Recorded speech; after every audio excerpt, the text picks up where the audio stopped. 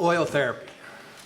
Everybody gets curious what we're going to talk about when we talk about oil therapy. And I'm probably going to contradict just a little bit some of the remarks that John has just made. But I will put that, and I will let you decide. But we all know that grafts, especially on children, don't want to perform like normal skin.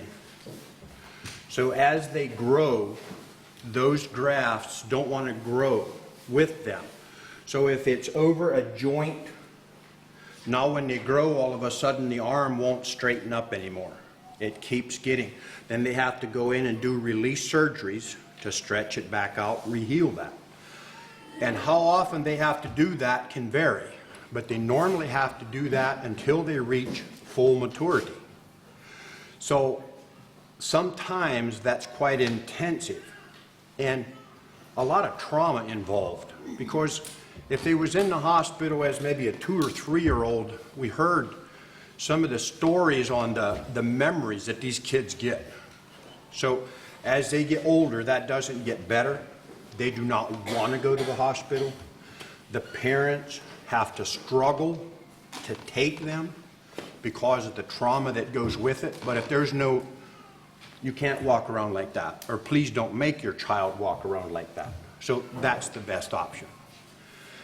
So it was in 2011, 12, somewhere in that neighborhood, there was a boy in south central Pennsylvania, and what happened, well, I should just say, a gas tank exploded. It was 15 years sitting there empty, and he wanted to look into it, and it was dark, so he pulled a lighter out of his pocket and lit it, and it blew up and burnt him quite intensively in his bottom waistline, buttocks, in between the legs, quite serious. They tried to take care of him at home because nobody wants to do grafting. And I think that John Keim actually helped drill that into all of us, that we just don't do grafting. They went until they almost lost him. Ended up at Lehigh Valley Hospital. It was too large of a percentage. So they took him to Lehigh Valley, grafted, and then with the grafting, there was a lot of scarring to the point that he had, in between his legs, he had an unwanted flap of skin that was about 1.5 inches wide. So when he come home from the hospital, and this boy was 13, he could only spread his feet out 12 inches. That's as far as he could go. So therefore, he couldn't really walk. So they knew that we're looking at intensive surgeries to get rid of this. Dr. Eberwein is the leading doctor at Lehigh Valley Hospital. She made the comment to the caregiver that she thinks if someone would take coconut oil and would massage this scarring, skin grafting area for 1.5 hours, 4 times a day, this boy would probably not need another surgery. Well, that was quite an assignment, you might say. But Melvin Petersheim Jr. was the caregiver. I never had the pleasure of meeting him. But he went home and thought about that and said, well, why not? Let's get together. And he started talking to the neighbors. He said, come on, we got to get this going. And he got people convinced that we needed to invest some time. So I'm not sure at what point, if I understood it right, Dr. Eberwein was not aware that this was starting until it was maybe several weeks into it. They got into a question and they got back to Dr. Eberwein. Well, she was excited. She was very excited. So she coached that all the way through. And it didn't take real long till they could tell that we're gaining. Obviously, that was an easy point to measure that now we're 13 inches. Now we're 14 inches. So they was gaining. So it drove them on. They soon dropped back to 3 times a day. They started experimenting with oils. And when I say oils, I do not mean essential oils. I'm talking castor oil, sweet almond oil. There was emu oil was another one that they tried, but Dr. Eberwein just kept going back to the coconut oil. And her big reasoning was the coconut trees grow in an area where they need very little care. No pesticides, no chemical fertilizers, so it's a very clean source of oil. In further research, the molecules in coconut oil are smaller than like olive oil and that type, so they'll absorb into the skin better. So they kept working at that and kept going back. At one point, Melvin Petersheim bought a 55-gallon barrel of castor oil. Castor oil. And they started with coconut oil on one leg, castor oil on the other leg, to experiment. He was, in that way, Melvin very much was an experimental, let's figure it out, let's do it. But they could soon tell that the castor oil graft didn't look as good as the coconut oil. So they went back to that. It was 14 months of that therapy. They went back for the final checkup for Dr. Eberwein. And it doesn't say, but at that point, he was in the 30 inches of spread on his feet, similar to that. The unwanted flap of skin was gone. It disappeared. Dr. Eberwein stated he would not need a release surgery. And to this day, he has not had one. So it didn't take long for that word to spread through the Amish, because nobody wants to go back to the hospital. So pretty soon Melvin Petersheim had 4 cases going. He was going to Holmes County, he was going to Lancaster County, everybody was dependent on Melvin Petersheim. And he died of a heart attack in his sleep. So all the knowledge of oil therapy was gone. So they soon decided that we need to get more people involved, form a board so that we can learn with each other, branch out. They did that in the eastern part of Pennsylvania. They soon decided we can't reach it all, so they asked us to serve on the western end of Pennsylvania. So I serve on the board of the Tri-State Burn Team. We have a team that can go into the hospital and dress with B&W and burdock in Pittsburgh. And then we serve as the afterburn care or the oil therapy. We meet on a regular basis because their cases end up our cases. So that has worked pretty good. The one case that I want to talk about yet that he was involved in at the time that he died was an 11-year-old boy that threw gas onto a cold campfire, or at least he thought it was cold. And it wasn't, it exploded right on him. First thing he thought about is, well, I gotta run to mom for help, and he took off running. So the flames went back, but he had a 3rd-degree burn from here down. 90% of his body was grafted. He was an identical twin. So when that's the only place they could get skin off of him was off the top of his head. They would shave his hair and they would take that skin on a thin enough layer that the hair would grow back through it. And I guess that's fairly popular in the hospitals from what I understand. That wasn't a first. They did about 2 or 3 times to figure out that this ain't reaching around. When you take that, you can double the size maybe, but there's a lot of area. So they got to questioning if maybe they could do his twin brother. And they called around, I think it was like Africa that they finally got a doctor to convince them that that would work if they are identical twins.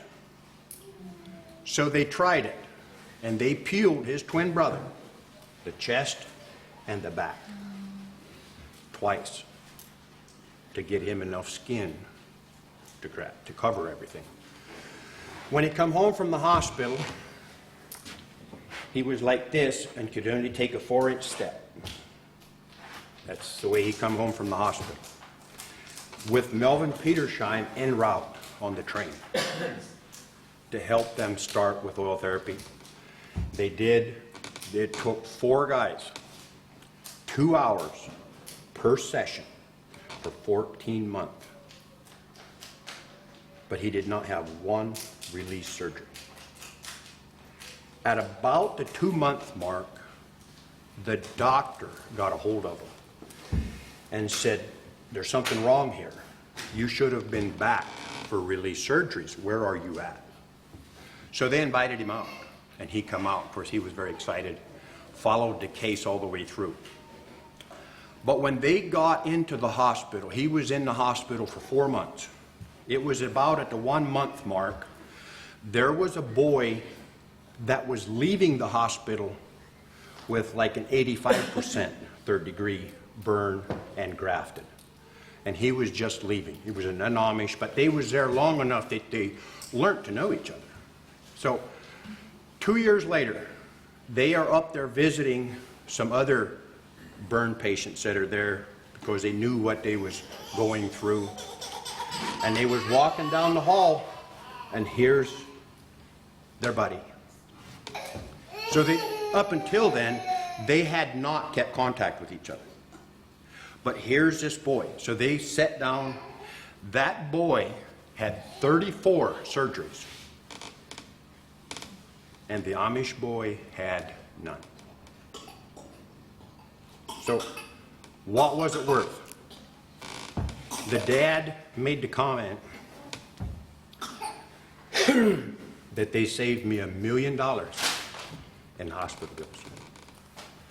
So if they would have taken that manpower and put that into an hourly wage, it's not to be measured. That's just talking the money. That's not talking the trauma that goes with that type. And with that, Dr. Eberwein would say with the oil therapy, we are actually doing 3 types of therapy. Number 1, we're doing skin therapy by applying all the oil. Then I should put in here, at that time, once they've been oiled and saturated and massaged, then we would do physical therapy. While that skin is soft and moist and kind of loose, then we would stretch and stretch. So now we're doing physical therapy along with that. But with all that, we're also doing emotional therapy. Because at this point, a burn patient like that pretty much feels worthless. They've created all these bills. They've went through all this pain. They just, the trauma, I don't think that I could grasp. Now, maybe the one here with the hand all cut up, maybe he would have a little bit of input on that, how it feels to be on that end of the trauma. But by everyone taking the time to go over there and show them that we care, we love them, massage, visit, it's endless. She would say that that is probably one of the bigger benefits of oil therapy. So if we do that out of love, that ugly scar could become a tattoo of love. So now, moving on, see if I can contradict John's statement. There was a boy that we got involved in that had his arm twisted off in a line shaft. He was about 11. And it was twisted in a manner that they could not reverse the shaft. So he was in there for 45 minutes, and it was twisted off right here. The scar runs 1 inch close all the way around. That's all that was left attached. They finally got him in the hospital. They did all kinds of surgery on that. But he was pinched right in this area long enough that it died. And it expelled, the doctor considered it a 4th degree burn. It expelled that dead skin, which would have been into the muscle. So they turned it over to the B&W and burdock caregivers, and this was in Syracuse, New York.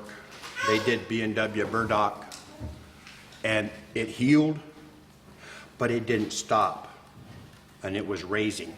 It was probably, it's hard to measure that, but it seemed like it could have been 1/4 of an inch beyond the rest of the skin around it. So it was, and then where they had stitches, there was like a keloid, I don't know what else it was growing out of a stitch. And it was probably close to a 1/2 inch long. But his hand just hung. He had absolutely no movement in no finger.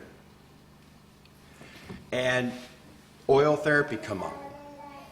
So we went there and I massaged that area. I did the whole elbow, I did the whole scar where the keloid was. And I did that for probably 15 minutes.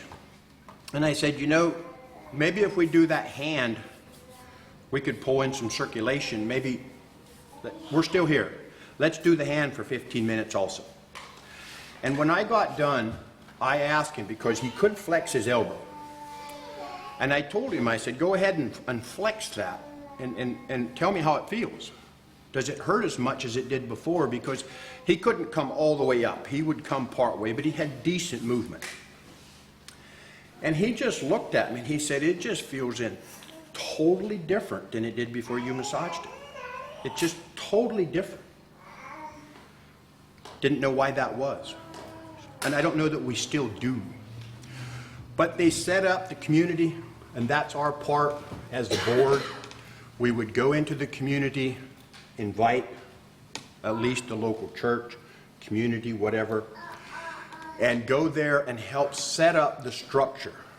Show them how to do it, what to do, what to use, coach them, and help them set up a structure, tell stories of past cases, to give them an idea what they're dealing with, so that somebody comes this morning, somebody comes tonight, somebody comes at noon, tomorrow morning, tomorrow. That can take, and any time that you get that many people involved in something, somebody has to coordinate it. I a lot of times look at it kind of like an old-fashioned barn raising. But instead of 100 guys for one day, we need one guy for 100 days. But it's kind of the same thing, but somebody has to coordinate that there's somebody there. And then we try to touch base with them to learn all that we can about it. So that's what we did there. And the community really stepped up. And that's one thing that I will have to say. We've probably done, I don't know, a dozen of them meetings. Volunteers has not been our problem. The people walk up in a line to get their name. Put my name on Tuesday, put mine on Wednesday. We have not had an issue getting volunteers. And it is so easy to do. It almost seems childish for us to go around and show people how to do this, because it is so simple. A lot of people ask, how hard do you massage? About the best way that we can answer that is as light as you can massage and still massage. So we kind of are trying to coax in circulation, wake up nerve endings, try to get, it's like John said, the life is in the blood. So the more blood that we can pull into an injury area, the faster it should heal. Now I'll move into a case where there was a boy that had a hand that looked considerably worse than yours. They had an old oil well in their pasture, and they got tired of it. They decided they was going to cut it off. So the 15-year-old boy was standing there holding it while Dad was torching at ground level. And as he torched through the casing, the oil shot out. And this, where he had a hold of it, was a sucker rod where the dairy could hook it to pull the oil out. And now by releasing that pressure, that sucker rod dropped down. There was 1,200 feet of 3/4 inch rod. And it come down right there and just caught the end of his thumb. And took the palm of his hand to 1/2 inch. So you might say it was everything but off. But there he was fast. And when that dropped down, oil come out the top and saturated everybody within a 20-foot circle. There he stood with his hand and couldn't get loose. When they got him in the ambulance, they dumped oil out of his shoes. He was fast for a half hour till they got him loose. Got him to Pittsburgh in the hospital, and the doctor did everything he could. He pinned all those bones, and I really wish I'd have those pictures with me to compare with the ones that are here. But he had pins, but it was so long from the time that that happened until they got that pinned that the bones in the first 3 died. When they pulled the pin out 6 weeks later, the knuckle come out with it. The body expelled the other 2. It took probably another 6 weeks, and those knuckles come right out. But they had, when he got home from the hospital, they got the B&W team in. They started wrapping it with B&W burdock, and the mention was made on hot-cold therapy. Mom was is very much a caregiver. If someone said this might help, and the B&W team, who she finally just called the force, agreed, it got done religiously. And they suggested hot-cold therapy, and she said, let's do it. She did hot-cold therapy on that hand twice a day for 6 weeks. There was a caregiver get-together. We was there. They undressed it in front of everybody at that point. 50%, I'm going to say, was healed, maybe. But mention was made, well, maybe we should do do oil therapy on that and see if we can get them fingers going, because he had no motion in them. Mom went home and she did oil therapy on that for 15 minutes. And when she got done, she asked the boy, how does it feel? And he said, it's heavier than this hand. It feels like it's going to wake up. He said it actually feels, there's pressure there, like you get in your head when you hang upside down. So if hot-cold therapy is the best way to pull in circulation, what did we do there? What would have been that pressure? I have a saving statement. Okay. I said, I know. The best I know. And I think there's a lot of times on burns and stuff that you can do hot-cold therapy where we might not be able to massage that. Yeah. But in that hand, he felt that pressure. He said it feels like it's waking up. So that was pretty interesting. I wish I could say that the hand got to be 100% normal. It is not even close because of the knuckles missing. They actually went back in and took 2 of his toes out. It would have been the big toe. They took the next 2 out all the way up into the ankle and took those joints and grafted them into his fingers for knuckles. So now they had a major wound to heal on his foot. They pulled the foot together so the 3 toes are right beside each other.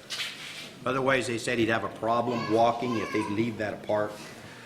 That has been a very long journey.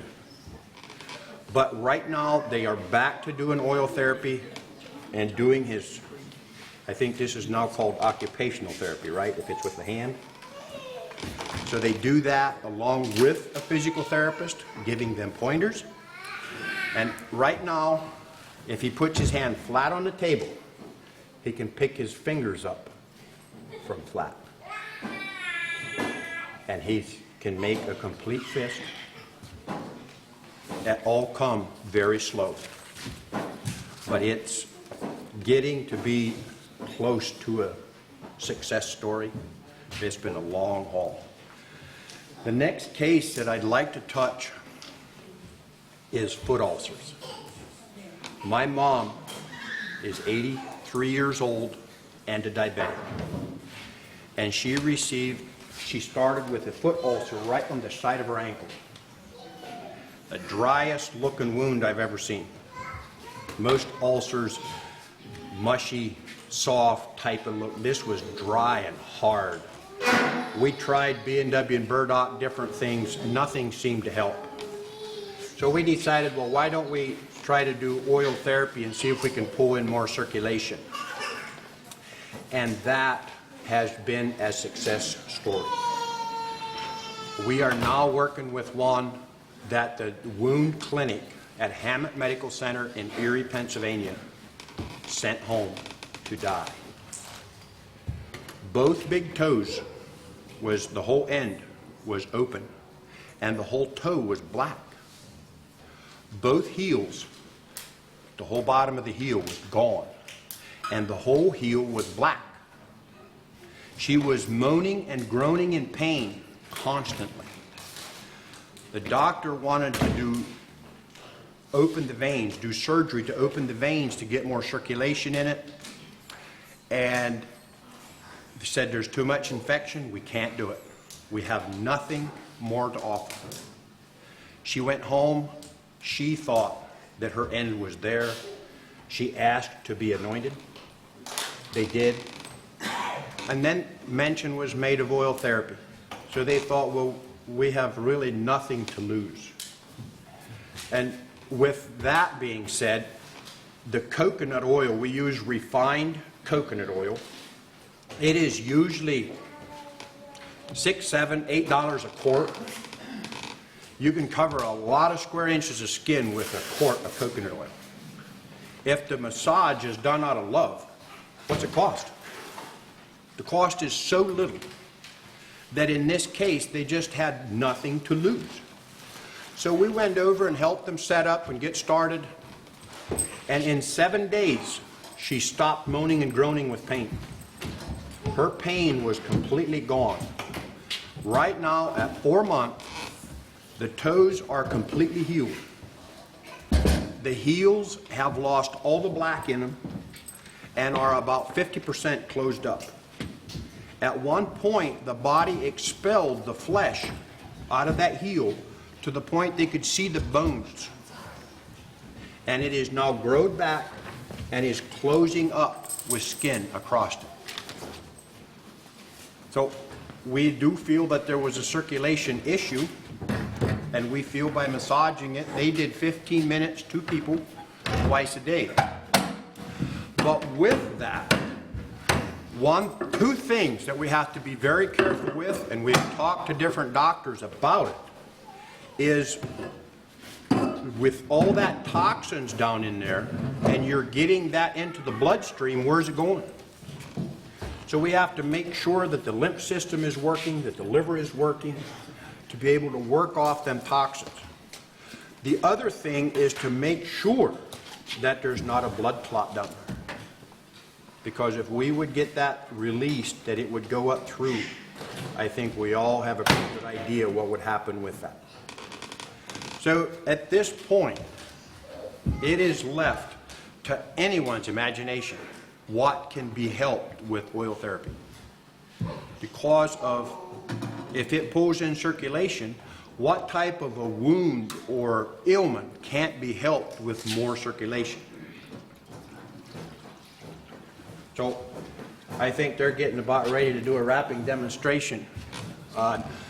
We can open it up for questions, but please keep them easy.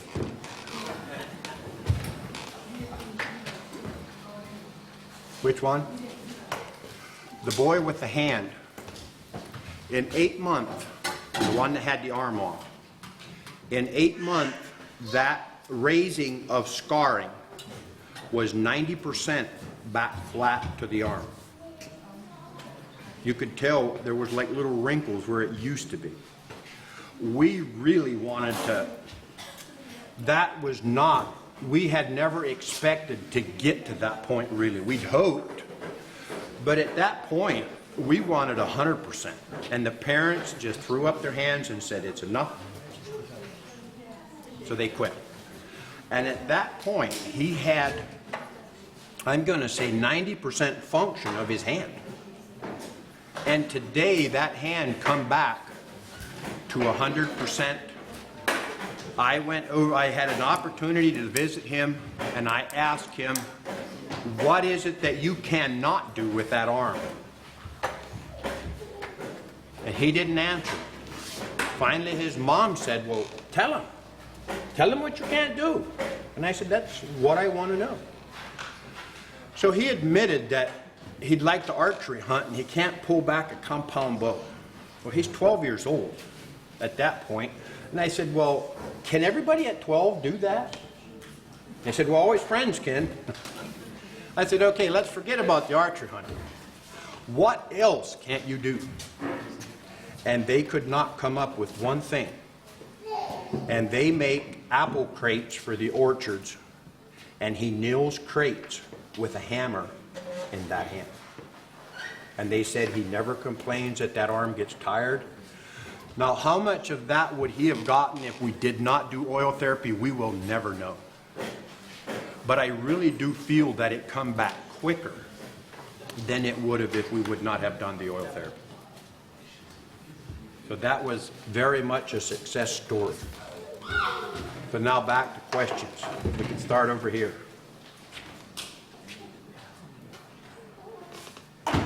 So you had one and it's now answered? Or? Well, with decubitus ulcers, you know, like pressure ulcers from, you know, people who've been in bed or paralytics, sometimes at home they develop pressure. So what causes those? It's lack of circulation. Then this tissue dies, and then we're told in the medical world that, you know, I really think that that's right. But there was a case of one that was bedfast, and I'm going back before oil therapy, where he was bedfast for 11 years. And every night, they massaged his back and legs and his buttock for 15 minutes. They said they trashed like 6 mattresses because he got soaked with it. And it wasn't coconut oil. They used some other stuff. But I think it was more the massage, that it kept that from dying and creating that pressure ulcer. Now, we was asked that question on a paraplegic that has bad buttock ulcers. And they actually took him to Mexico to do surgery on it. And the question was, do we think that would help? We haven't tried it. But at $8 a quart and free love, what do you got to lose? And you might have this paraplegic that could really use some visitors. Let's set up a program. Let's let him know that we appreciate it. So, but it has not been tried that I know. So is there more questions? I do have a comment. I think you're absolutely right. You come and spend the time with that patient, and you spend time talking with them and massaging and doing the things you're doing. I think it makes for opening the door to get them to talk and talk about what their issues are or what their concerns are, and that it helps them mentally. And mental healing is just as important as physical healing, emotional healing. My husband had a circulation problem in his leg, and both legs, and he started getting blisters with the clear liquid that would come out, and the wound that he ended up having for a year got bigger and smaller, bigger and smaller. We couldn't get it to heal, and I ended up meeting Joe Schwartz, And he told me about this burn wound therapy with the burdock. And my husband had that wound on his leg for a year, and we had medical nurses coming in and visiting at home and everything. And I started that therapy, and I was able to cure his leg in a week. It was just amazing, amazing. I mean, we took pictures of it. We couldn't believe how quickly it had healed because of that combination. And John is absolutely right when he says that blood is the lifeline to healing, because you need blood to make a scab.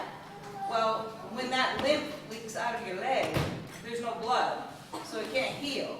So by doing that therapy with the burn wound and the burdock and the wraps, I was able to heal that we were concerned about and he had had for a year.